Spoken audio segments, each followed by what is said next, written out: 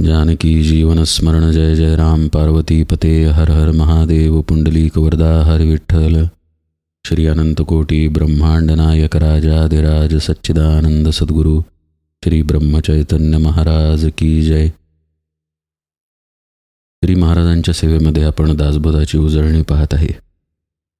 7व्या दशकातील पहिल्या समासामध्ये समर्थ बुद्धी या विषयाकडे थोडंसं वळले, कारण कुठल्या बुद्धीनं आपण निरूपण श्रवण केलं पाहिजे हे समर्थ समजावून सांगतायत। बुद्धी हा विषय आपण थोडा सखोलतेनं पाहूया। आपण कोणतीही गोष्ट समजून घ्यायला गेलो की तिथं बुद्धी कार्य करते, कुठल्याही गोष्टीचा विचार करायला गेलो तर तिथं मन कार्य करतं। हा मनातील आणि बुद्धीतील मूलभूत फरक आहे। समजणं आणि त्याचा विचार करणं या दोन वेगळ्या गोष्टी आहेत। तसंच विचारांमध्ये राहणं आणि निर्णयावरती येणं याही दोन वेगळ्या गोष्टी आहेत। जिथं निर्णय घडतो तिथं बुद्धी कार्य करत असते। म्हणजे असं पहा, घरामध्ये आज नेहमीचं सामान आहेच, पण आपल्याला कोणता तरी वेगळा पदार्थ खायचा आहे।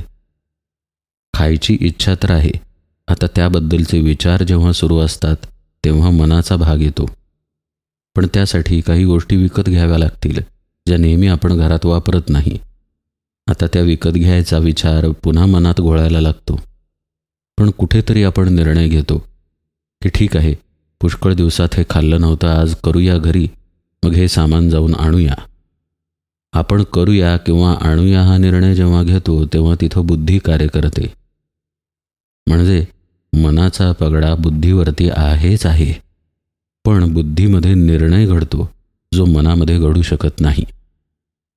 निर्णय झाल्यानंतर मग मनाच्याच आधिपत्याखाली इंद्रिय त्या दिशेला जातात आणि आपण ते कर्म करतो। परमार्थामध्ये आपल्याला बुद्धी अग्र करायची आहे, म्हणजे नेमकं काय करायचं आहे? प्रपंच जगताना आपण काय करतो पाहूया। प्रपंच जगताना आपण जी जी कर्मे करतो ती कर्मे वेगवेगळ्या इंद्रियांनी केलेली असतात। चालताना पाय वापरले जातात, पण डोक्यावरचे केस वापरले जात नाहीत। काही लिहित असताना हात वापरले जातात, पण गुडघा वापरला जाईलच असं नाही। तसंच प्रत्येक कर्माच्या बाबतीत प्रपंचामध्ये आहे। याचा अर्थ असा की प्रपंचामध्ये वेगवेगळ्या कर्मांना वेगवेगळ्या प्रकारचे निर्णय करावे लागणार आणि त्या पद्धतीनं बुद्धी विखुरली जाणार। म्हणजे बुद्धीतील शक्ती विखुरली जाणं हे प्रपंचामध्ये स्वाभाविक आहे। आता परमार्थाचा विचार करूया।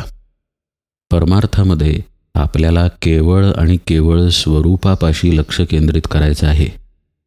म्हणजे आपण कोण आहे याच्या विचारामध्ये जाऊन आपण जे कोणी आहोत त्याच्या अनुसंधानात राहायचा प्रयत्न करायचा आहे। म्हणजे याचा अर्थ असा की बुद्धी इतर दिशेची काढून स्वरूपाच्या ठिकाणी एकत्रित झाली पाहिजे। असं केवळ स्वरूपाच्या ठिकाणी जी एकत्रित होते ती व्यवसायात्मिका बुद्धी भगवान गीतेमध्ये म्हणतात। म्हणजे आत्मस्वरूप सोडल्यास ती अन्य काहीही जाणत नाही आणि अन्य कशाचाही निर्णय घेत नाही। त्या संबंधानच ती वागते, ती व्यवसायात्मिका बुद्धी। जेव्हा आपण प्रपंचामध्ये वागत असतो तेव्हा जसं मगाशी पाहिलं वेगवेगळ्या कर्मांमध्ये असतो, तेव्हा वेगवेगळ्या स्वरूपाचं ज्ञान आपण घेऊ शकतो। कुणी गणिताचं घेईल, कुणी रसायनशास्त्राचं घेईल, कुणी पदार्थ विज्ञानाचं घेईल, वगैरे वगैरे। पण परमार्थामध्ये असं करण्याची आवश्यकता असत नाही। स्वरूप निश्चय आणि स्वरूपाच्या दिशेची बुद्धी हीच गोष्ट घेऊन आपण निरूपण श्रवणामध्ये उतरलं पाहिजे। हे पण समजावून घेऊ, ते पण समजावून घेऊ असा प्रपंचातीलच धर्म जर आपण परमार्थात लावला तर ते खरं श्रवण होणार नाही। म्हणजे सद्गुरूंकडून किंवा संतांकडून श्रवण कोणत्याही प्रकारचं घडत असलं, समजा आचरणाच्या बाबतीतील घडतंय किंवा भक्तीच्या बाबतीतील घडतंय, योगाच्या बाबतीतील घडतंय, तरी प्रत्येक श्रवणाचा आधार हा आत्मस्वरूपच असला पाहिजे। आत्मस्वरूपाला धरूनच आपण ते श्रवण केलं पाहिजे, हे समर्थ आपल्याला पटवून देत आहेत। ते काय म्हणतात पहा, व्यवसायी जो मळीण त्यासी न कळे निरूपण, येथे पाहिजे सावधपणा अतिशयेसी। जशा प्रकारे प्रपंचात बुद्धी भरकटत असते.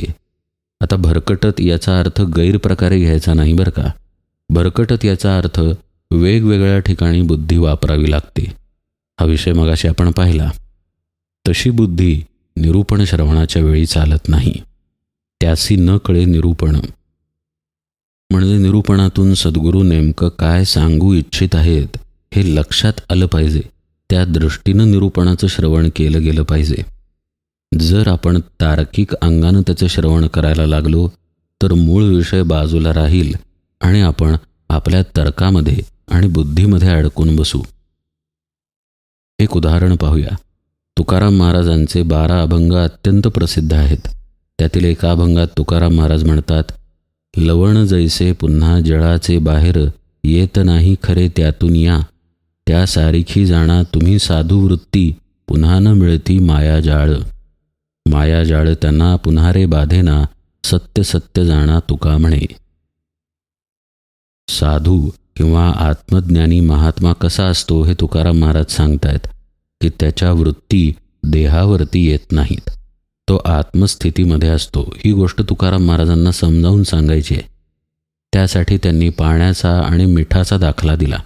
लवण जैसे पुन्हा जळाचे बाहेर, येत नाही खरे त्यातून या, त्यासारखी जाणा तुम्ही साधू वृत्ती, पुन्हा न मिळती माया जाळ.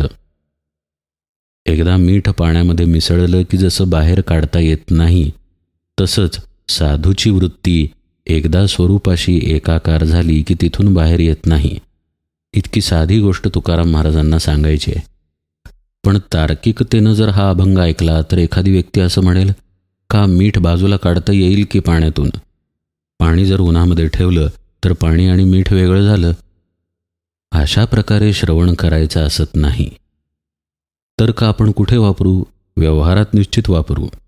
भाजी आणायला गेलो, बटाटे घेतले, कोथिंबीर घेतली, टोमॅटो घेतला, कांदा घेतला. एकीकडे एक दर आहे, दुसरीकडे तेवढा दर आहे. एकीकडे खराब भाजी आहे, खराब भाजी जास्त दराला एखादा विकतोय. आपण या बाबतीत तर्क निश्चित वापरू आणि मग योग्य ती भाजी घरी घेऊन येऊ. पण परमार्थ श्रवणाच्या बाबतीत मुळाकडं, अर्थाकडं, गर्भाकडं लक्ष देणं आवश्यक आहे. तिथं लक्ष न देता आपण फाटे फुटलेल्या बुद्धीत जर वाहवत गेलो तर आपल्याला निरूपण कधीही कळणार नाही. आपण तर्कांमध्येच अडकून राहू. समर्थ आपल्याला सावध करतायत. सावध अशासाठी करतायत कारण निरूपण श्रवणाशिवाय परमार्थामध्ये प्रवेशच होऊ शकत नाही. प्रवेश झाला तरी परमार्थामध्ये मनुष्य टिकू शकत नाही जर श्रवण नसेल. साधनाही त्याला श्रवण नसेल तर मिळू शकत नाही. आणि साधना जरी मिळाली तरी श्रवण नसेल तर ती साधना धैर्यानं, निश्चयानं तो करू शकत नाही. म्हणून समर्थ श्रवणाबद्दल आपल्याला सावध करतायत की हे रोज करायचं आहे, पण अत्यंत सावधपणे करायचं आहे. आपलं लक्ष कुठे आहे? सद्गुरू जे सांगत आहेत ते समजून आपण घेतोय का? इकडे लक्ष देऊन श्रवण करायचं आहे. आणि श्रवणाच्या जोडीला आपल्या कृतीचीही जोड द्यायची आहे. म्हणजे महाराजांकडून जन्मभर ऐकायचं की भगवंताचं नाम घ्या, नाम घ्या, आणि प्रत्यक्षात नाम कधीच घ्यायचं नाही, तर तेही श्रवण नाही. बुद्धीचे तर्क लढवून श्रवण करणं महाराजांकडनं, तेही श्रवण नाही. म्हणजे पहा, ऐकलं तर पाहिजे, विश्वासानं ऐकलं पाहिजे आणि ऐकल्यानंतर ते कृतीमध्ये आणलं पाहिजे. असं जर केलं तर ते खरं श्रवण ठरेल. समर्थ आपल्याला सांगतायत, नाना रत्ने नाना खाणी, दुश्चितपणे घेता हानी, परीक्षा नेणता प्राणी, ठकला तेथे, तैसे निरूपणी जाणा, आहाच पाहता कळेना, मराठीची उमजेना काही केल्या. एखाद्या माणसापुढे पुष्कळ प्रकारची रत्न ठेवावीत, अनेक प्रकारची नाणी वगैरे आणून ठेवावी, पण त्या माणसाला जर पारखच नसेल त्या गोष्टींची तर त्याला कुणीही फसवू शकतं. तसंच समर्थ म्हणतायत, निरूपण जरी मराठीमध्ये असलं तरी जर ते वरवर ऐकलं तर आपली फसवणूक होते, आपल्या पदरात काहीही पडत नाही. ही मराठी अशा पद्धतीची ओवी समर्थ अशासाठी सांगतात कारण ज्या काळामध्ये दासबोध सांगितला त्या काळात संस्कृत भाषेला अत्यंत महत्त्व होतं. म्हणजे संस्कृतामध्ये जे सांगितलं जाईल तेच श्रेष्ठ असा मानणारा एक वर्ग होता. म्हणून समर्थ म्हणतात, मराठी जरी सांगितलं तरी ते वरवर ऐकू नये, किंवा मराठी जरी सांगितलं तरी शब्द न पाहता अर्थाकडं पाहावं, वगैरे वगैरे. समर्थ म्हणतात, जेथे निरूपणाचे बोल आणि अनुभवाची ओल, ते संस्कृतापरीस खोल अध्यात्मश्रवण. जिथं निरूपण करणारा अनुभवातून निरूपण करत असेल, लक्ष देऊन ऐका बरं का, शब्दांचा अभ्यास केला तरी विषय सांगता येतो. जर वक्तृत्व कला असेल तर तो आणखी छान प्रकारे सांगता येतो, पण तो अनुभवातूनच सांगितला गेला आहे असा अर्थ होत नाही. पण जिथे प्रत्यक्ष अनुभव आहे आणि मग निरूपण केलेलं आहे, तिथे जे आपल्याला मिळतं ते संस्कृतापेक्षाही खोल असतं, असं समर्थ म्हणतायत. पहा, पुन्हा समर्थांनी भाषेचा उल्लेख केला, कारण तो काळच असा होता की संस्कृतात जे बोललं जाईल, लिहिलं जाईल, सांगितलं जाईल तेच खरं आणि तेच श्रेष्ठ. समर्थ इथे जे सांगतायत ते आजन्म श्री महाराजांनी केलं. स्वतः नाम घेऊन नामामध्ये पूर्ण रंगलेले श्री महाराज नाम घ्या म्हणून सांगायचे. म्हणजे नाम घ्या असं श्री महाराजांनी सांगणं वेगळं आणि श्री महाराजांच्या चरित्राचा अभ्यास करून एखाद्यानं सांगणं वेगळं. हा जो फरक आहे तो समर्थ आपल्याला इथं सांगतायत की जेथे निरूपणाचे बोल आणि अनुभवाची ओल असं जर असेल तर तिथं श्रवण करावं.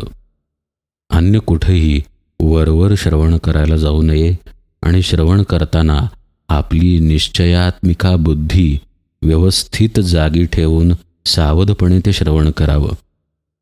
माया ब्रह्म ओळखावे तयासा अध्यात्म म्हणावे, तरी ते मायेचे जाणावे स्वरूप आधी. काय असतं अद्वैत निरूपणामध्ये? माया आणि ब्रह्माबद्दल विवरण असतं. माया द्वैत आहे. आपल्या ठिकाणी असलेला द्वैतभाव, देहबुद्धी हे सर्व मायेमध्ये येतं.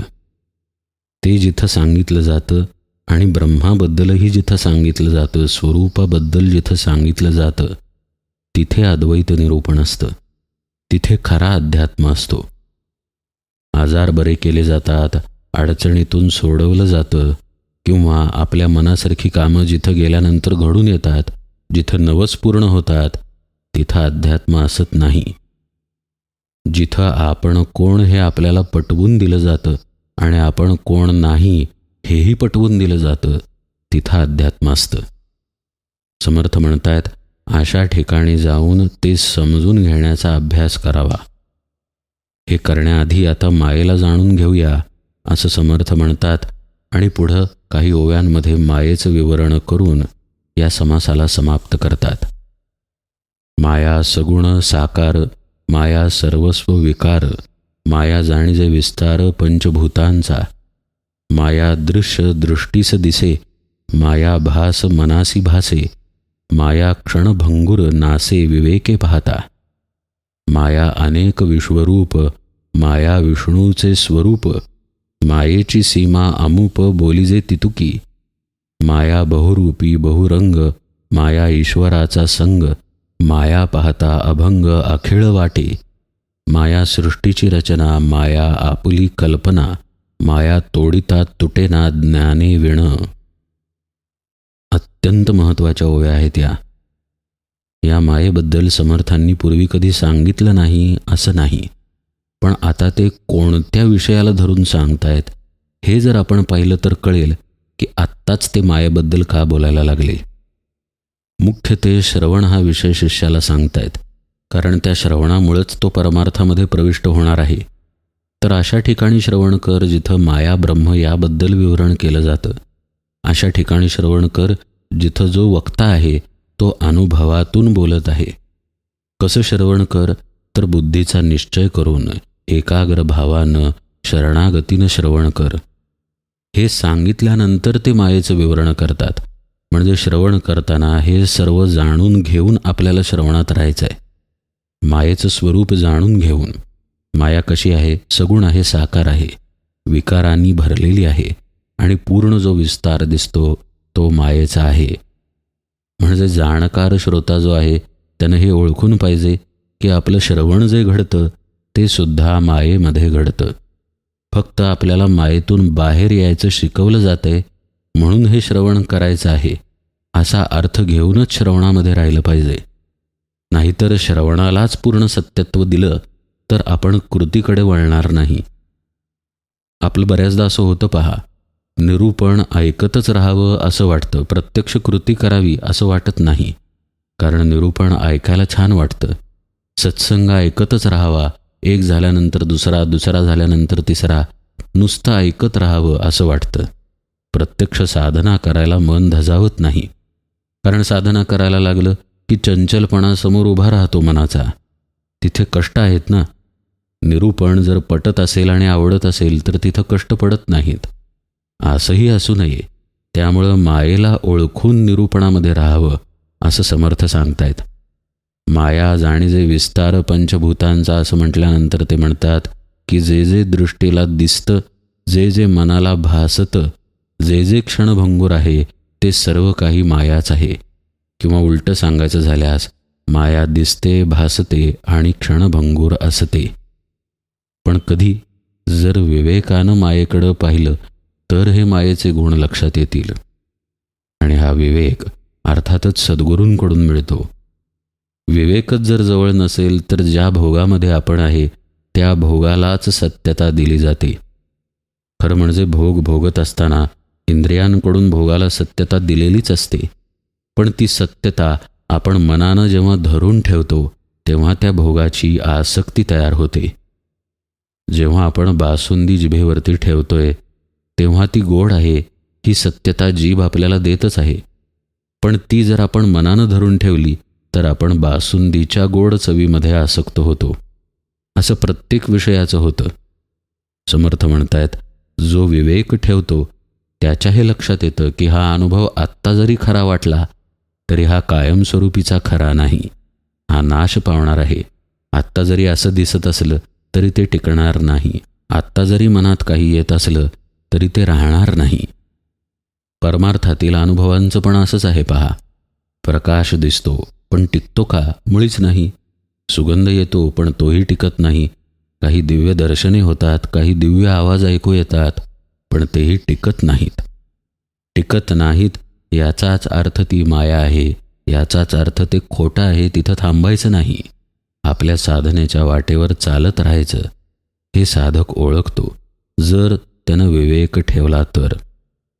माया अनेक विश्वरूप, माया विष्णूचे स्वरूप, मायेची सीमा अमूप असेही शब्द समर्थ वापरतात. हे श्री महाराजांनीही सांगितलेलं आहे. मायेला तसं जिंकता येणार नाही, त्यासाठी नामच लागेल असं श्री महाराज का म्हणतात? कारण मायेला आपण जिंकायला गेलो तर आपल्यापाशी जी आयुधं आहेत, मनाचं, चित्ताचं, बुद्धीचं जे हत्यार आहे तेही मायेतच येतं. त्यामुळं मायेला असं बाहेरून जिंकता येत नाही.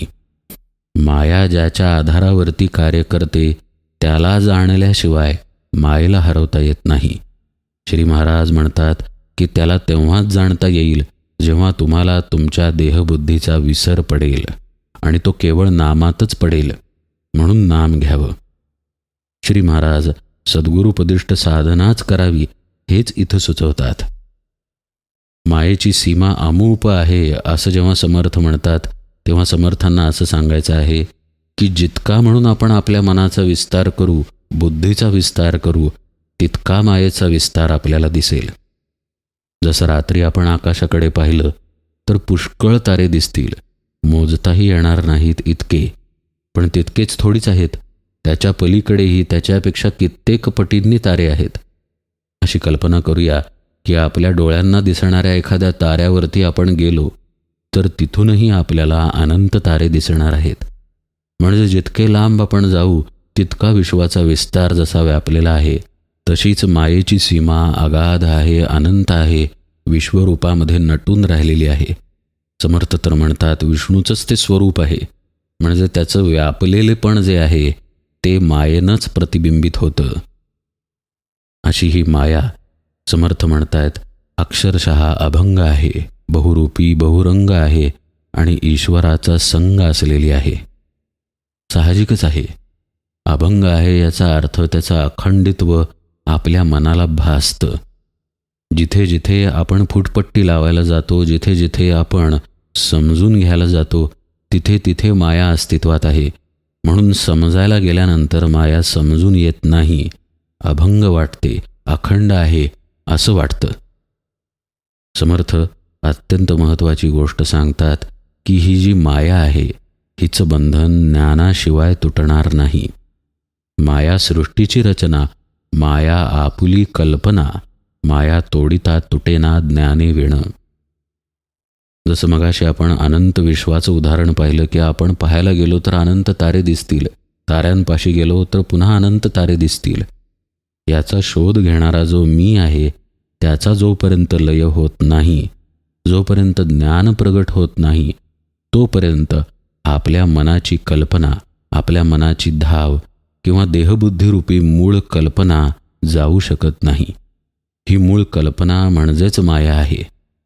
म्हणजे ज्या क्षणी ज्ञान प्राप्त होतं त्याच क्षणी माया मरण पावते. हे अत्यंत महत्त्वाचं तत्त्वज्ञान समासाच्या शेवटी शेवटी समर्थांनी सांगितलं. एखाद्या गोष्टीला आपण मारू केव्हा, जर खरोखर तिथं वेगळेपण असेल तर. एखादं झाड आपण तोडतो, झाड आणि आपण वेगवेगळे आहोत म्हणून आपल्या कामासाठी आपण झाडाची फांदी तोडून घेतली, असं घडू शकतं.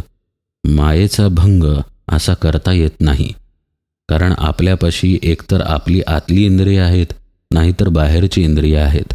या इंद्रियांशिवाय जे आपण शुद्ध रूपानं आहोत त्याची आपल्याला आज जाणीवच नाही. आपण या इंद्रियांमध्येच खेळतो आणि इंद्रियांचाच वापर करून जगत राहतो. ही सर्व इंद्रिये तर पंचमहाभूतात्मक आहेत. मग न दिसणारं मन असो, नाहीतर आपला हात असो, पंचमहाभूतांशिवाय इथे काहीही नाही. म्हणजेच ती मायात्मक आहेत. मग मायेलाच धरून मायेला कितपत मारणार आपण? समजून घेण्यासाठी मायेचा वापर करू. जसं कालच्या निरूपणात आपण पाहिलं की इंद्रियांचाच वापर करून इंद्रिय निराश करायचा आहे. म्हणजे काय, तर ब्रह्माबद्दल बुद्धीनंच जाणून घ्यायचं आहे, पण ब्रह्मरूप होण्यासाठी, बुद्धीला मागं टाकण्यासाठी. साधनेला बसावं हे सद्गुरूंच्या मुखातून जाणून घ्यायचं आहे. ते शब्दांनीच आपण जाणून घेणार, मायेतनंच ते जाणणं होणार. पण प्रत्यक्ष साधनेला बसल्यानंतर शब्दांना, मनाला, बुद्धीला आपल्याला बाजूला टाकायचं आहे.